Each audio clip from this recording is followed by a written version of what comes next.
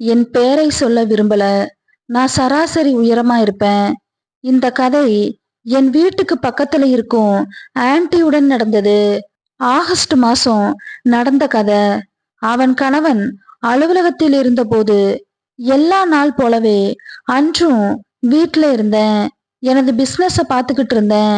என் தினசரி வேலை என்பது எழுந்து குளிச்சுட்டு சாப்பிட்டு அலுவலகம் செல்வது அல்லது வீட்டிலேயே இருப்பது.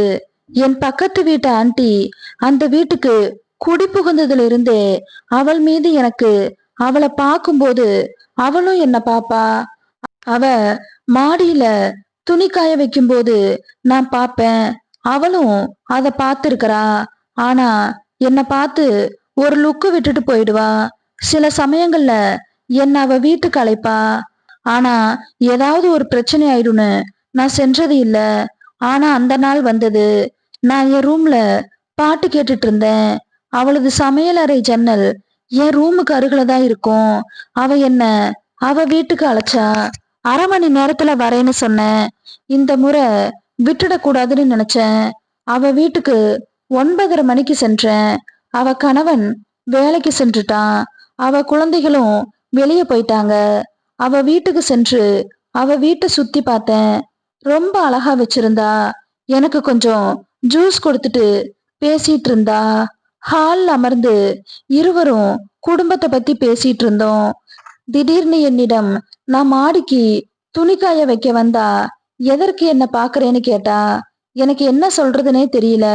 கொஞ்ச நேரம் அமைதியா இருந்துட்டு கொஞ்சம் பதற்றத்துடன் இருந்தேன். அவ என்னிடம் மீண்டும் கேட்டா, பயப்படாம சொல்லு, என்ன ஒரு தோழி போல நினைச்சுக்கோன்னு சொன்னா. எனக்கு கொஞ்சம் தைரியம் வந்து, நீங்க காய வைக்கும் போது பாப்பேன்ன. அவ கோபத்துல இருப்பதாக என்கிட்ட காட்டிக்கிட்டா. சத்தம் போட்டா என் அம்மாவிடம் சொல்ல போகுவதாக என்னிடம் கூற அவளிடம் நான் கெஞ்ச ஆரம்பிச்சேன்.